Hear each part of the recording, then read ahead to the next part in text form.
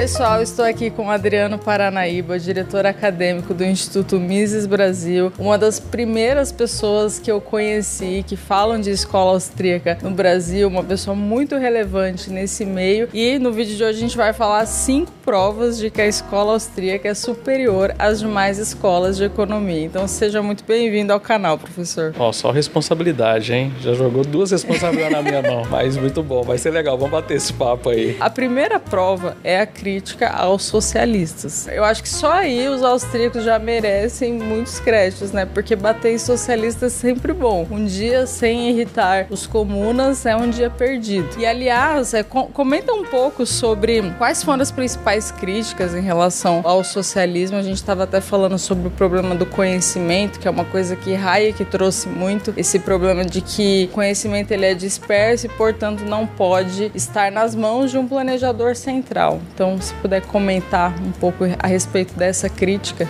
Primeiro ponto que eu acho que é legal, Nanda, a gente entender é que existem várias escolas do pensamento liberal, né? A gente fala assim de liberalismo, principalmente na economia, tem várias escolas. Mas a grande parte das escolas, esse é um primeiro grande diferencial da escola austríaca nesse ponto, que a gente não fica preocupado em passar pano não, entendeu? Muitas escolas ficam assim, a gente, né, poderia buscar uma solução, né, e dar um jeito de compatibilizar coisas boas, né, que cada pensamento traz. E a escola austríaca já se separa das outras escolas já nesse ponto, né? O próprio Mises fala que não é que o socialismo deu errado, o socialismo ele é errado. Então é uma coisa muito comum entre os pessoal da escola austríaca de não ter esse meio termo. Olha, o socialismo é ruim, ele deu errado, ele gerou fome, ele gerou miséria. Nós não tivemos nenhum caso de socialismo que foi bem sucedido. Então essa é uma questão importante da escola austríaca do seu posicionamento, que já é diferente das outras escolas. Na questão mais metodológica, a escola austríaca também ela é superior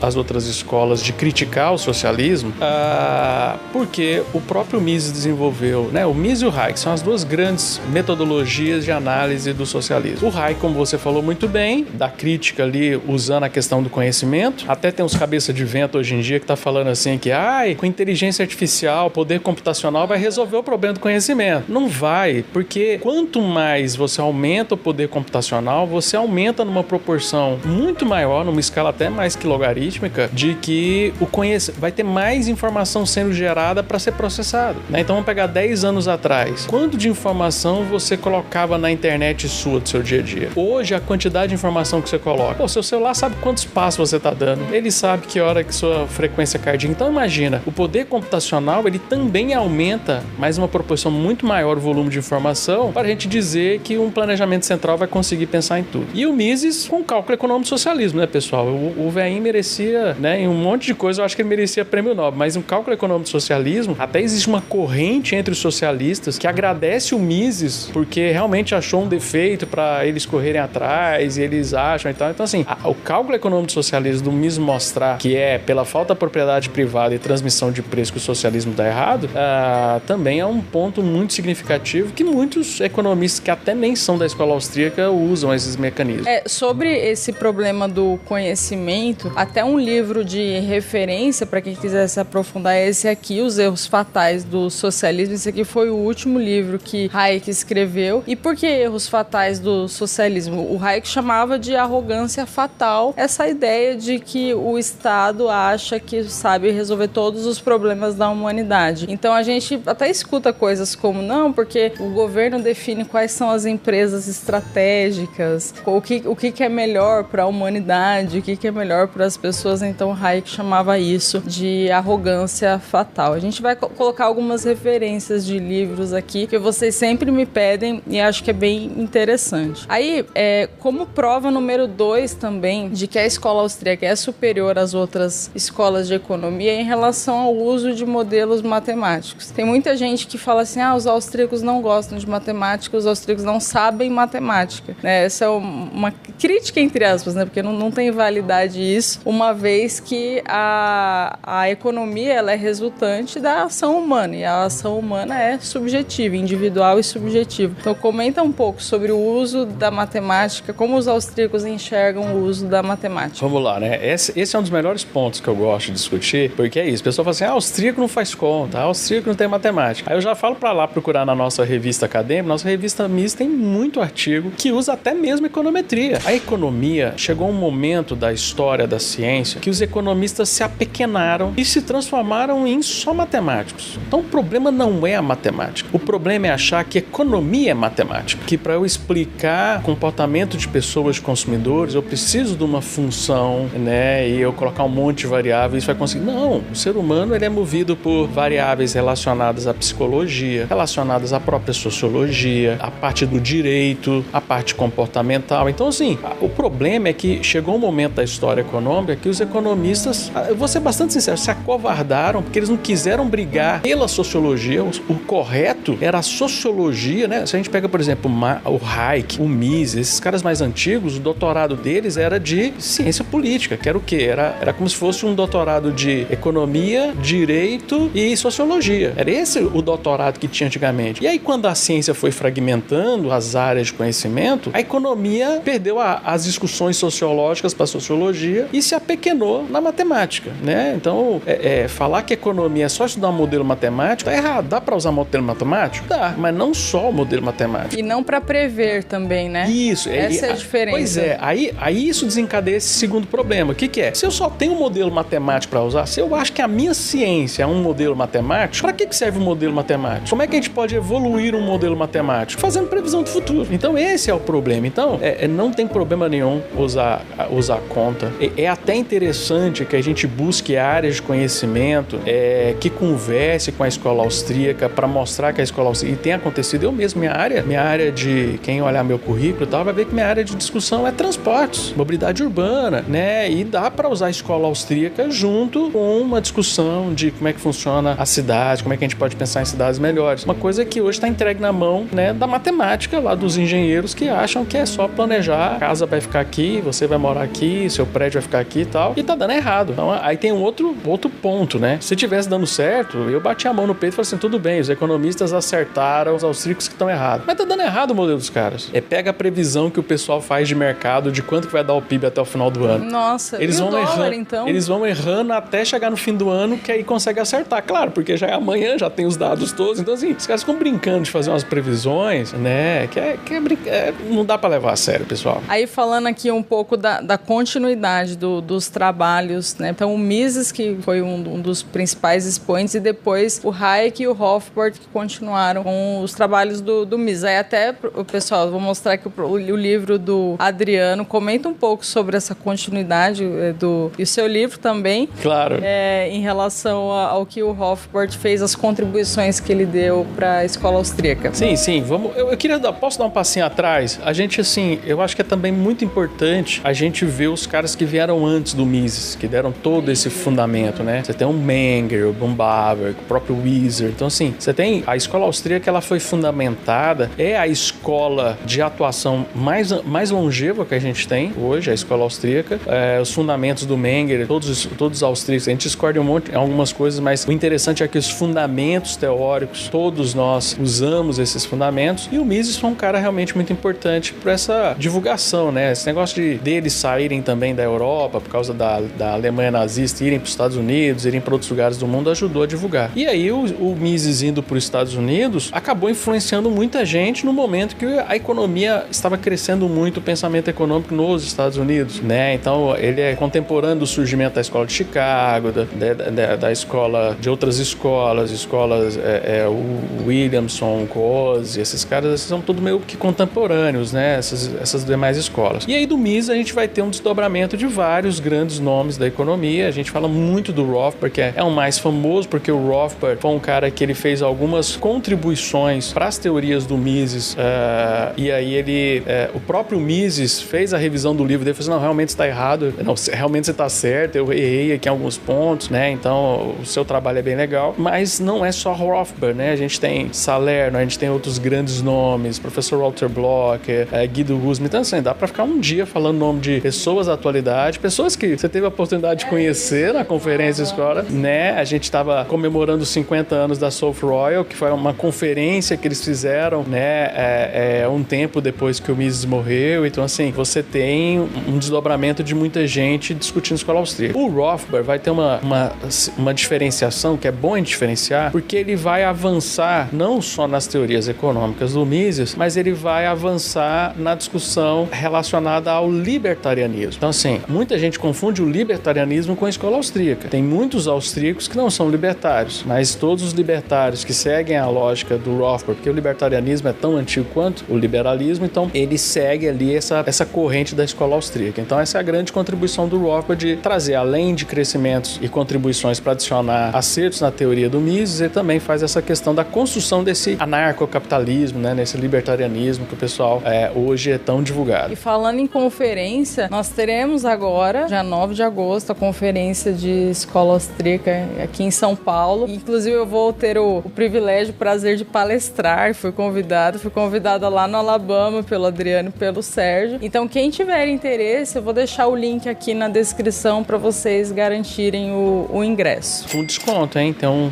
desconto. Ah, o link já vem com desconto. O link já vem com desconto, então não precisa aplicar cupom de desconto, já vem com um descontinho exclusivo aí da Nanda. Tem muita gente que acompanha o canal também. Na verdade, no começo do canal, eu comecei falando mais de investimentos, dessa parte de aplicação financeira, e isso também é uma das grandes contribuições dos austríacos, que é a teoria de ciclos. Então, através da teoria austríaca de ciclos econômicos, a gente consegue alocar diferentes classes de ativos a depender de cada estágio do ciclo. Até um cara que eu não tô com o livro dele, não, tô aqui, Murray Sabrin, ele tava lá nessa conferência do Alabama, e ele tem esse livro aqui que eu comprei, que fala sobre como você alocar diferentes classes de ativos a depender do ciclo econômico. E isso é uma contribuição muito grande dos austríacos, uma vez que os austríacos, eles afirmam que, na verdade, as recessões são causadas pelos bancos centrais, através da manipulação de juros. Então, o que você tem a dizer sobre a TASE, Adriano? É o outro prêmio Nobel que o Mises tinha que ter ganho, né? Porque o Mises, o primeiro paper dele sobre ciclos econômicos, né, vai ser justamente 1912 ali, quando ele faz o Theory of Money and Credit, onde ele faz esse desenho de entender que inflação, na verdade, não é aumento generado de preço. Inflação é impressão de dinheiro, é manipulação, aumento de M1, base monetária, aí, usem o termo que for, mas é jogar dinheiro na economia de forma artificial, créditos subsidiados que acabam gerando má alocação de fatores de produção. Então, tudo isso aí o Mises fala. O Hayek, ele vai melhorar no sentido de entendimento e de avanço disso, né? Num outro livro dele, que foi uma compilação de palestras que ele fez lá na London School of Economics, que ele fala, são várias sessões onde ele fala dessa questão, onde vai surgir aquela ideia do triângulo de Hayek, que a gente fala tanto quando a gente fala de TASE, né? E depois nós tivemos alguns autores, né?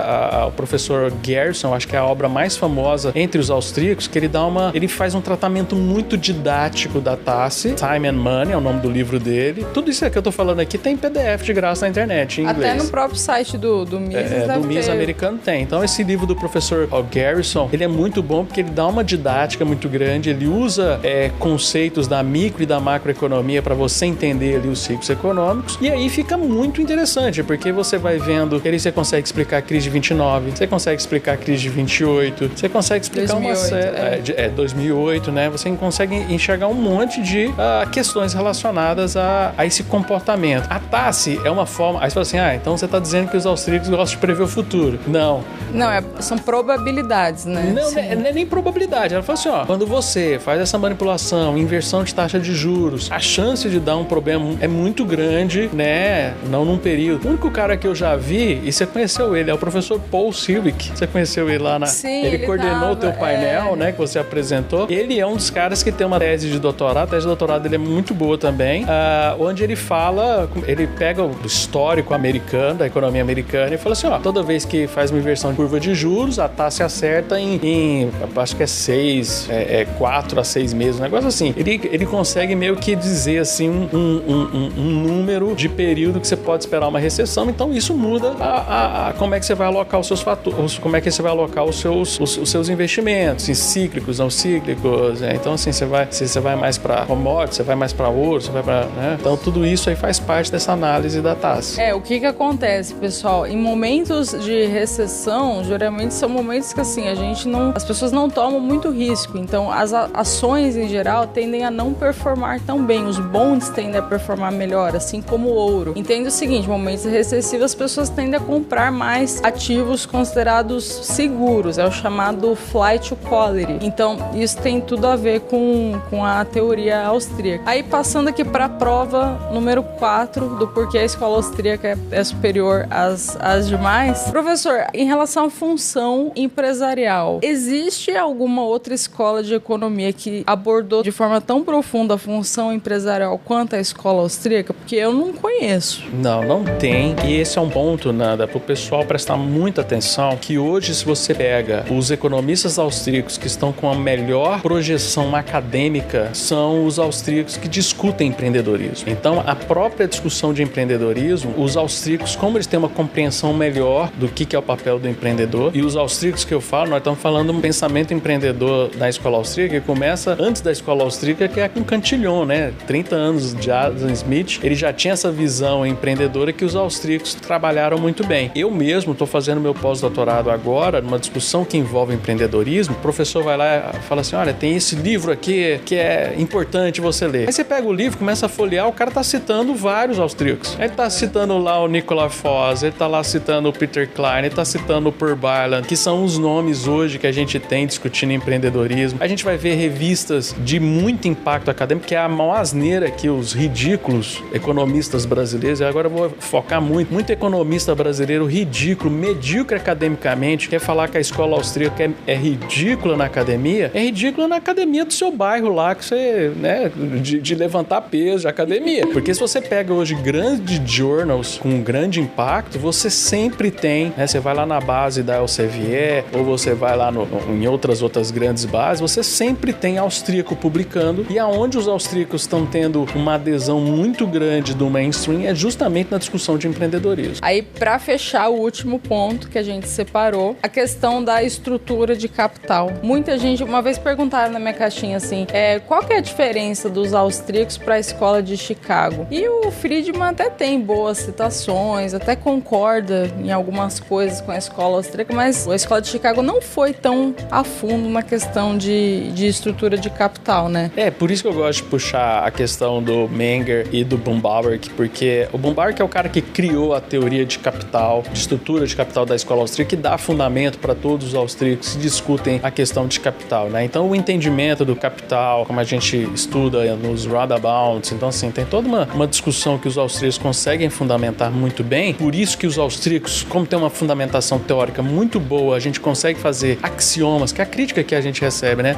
Os austríacos são muito... não gostam de fazer conta porque eles trabalham lá com os axiomas a priorísticos, por exemplo, né? Não, é porque a teoria possibilita você criar algumas discussões a priorísticas para dali você partir para a discussão, justamente por conta dessa fundamentação muito boa. Uma das melhores críticas que eu gosto de fazer ao Milton Friedman é uma coisa que eu escutei do meu professor querido Walter Block. Ele falou assim, Adriano, o cara escreve um livro chamado Liberdade para Escolher, mas ele me obriga a usar o dólar. Então, ele e manipula o dólar. O cara me dá liberdade de escolher, mas eu não posso usar o ouro, né? Então, assim, a teoria monetária do Chicago, por mais que eles são conhecidos como os monetaristas, eles são conhecidos como monetaristas porque justamente eles são os caras que tentam dar uma seriedade no processo de manipulação da moeda. Que no final das contas os caras estão estudando manipular a moeda, né? Que aí deixa de ser uma teoria de capital para virar uma teoria monetarista, de gerir dinheiro impresso pelo governo e não de você fazer uma gestão de efetivamente capital. Também tem uma fofoquinha desse meio, né, que eu já ouvi falar, não sei se é verdade. Parece que quando o Hayek foi para os Estados Unidos, o Friedman impediu o Hayek de lecionar na escola de Chicago. Não foi? Mas alguma coisa assim que aconteceu? Rola uma treta dessa, né? Rola essa fofoca, né? De que o Friedman tinha um pouco de receio do Hayek. Eu acho que não foi que ele não quis que ele fosse. Ele não disponibilizou recursos, porque as universidades americanas são muito assim, né? Você pode vir dar aula aqui, mas você tem que arrumar um fundo que vai te bancar aqui. Tem muito isso, né? Principalmente antigamente. Então, eu acho que ele não quis liberar o recurso que era dele para bancar o Hayek. Então, aí o Hayek conseguiu ir lá para psicologia e lá ele conseguiu um fundo para bancar a ida dele para Chicago. Mas é muito assim, eu acho que é mais fofoca, porque, por exemplo, me disseram que o Friedman tinha convidado, quando ele estava montando a escola de Chicago, ele tinha convidado o Rothbard para ir para Chicago. E o Rothbard não foi justamente porque ele estava escrevendo o Man Economy State. Porque o Rothbard fez o doutorado em Columbia, né? Boa parte da galera da escola de Chicago veio de Columbia, né? E o Rothbard, a tese de doutorado dele, ele trabalhou junto com os Steelers, né? Então, assim, os caras eram muito próximos ali. E aí o Rothbard não foi porque, não, eu tô terminando de escrever um livro meu aqui, que tá tomando muito tempo, eu vou ficar por aqui em Nova York. Então foi um pouco disso, assim, a gente não sabe até onde, o pessoal gosta muito de popilha, de falar que eles se odiavam. Não, né, eles participavam juntos de reunião da Montpellier, então assim, é porque quando diverge as ideias, eu também não vou ficar dando palco com um cara que pensa diferente de mim. Então é um pouco disso, né, de relação de amor e ódio que esses caras tinham, né. É profissional dos caras, né, de, não vou dar palco com um cara que pensa diferente de mim e tal.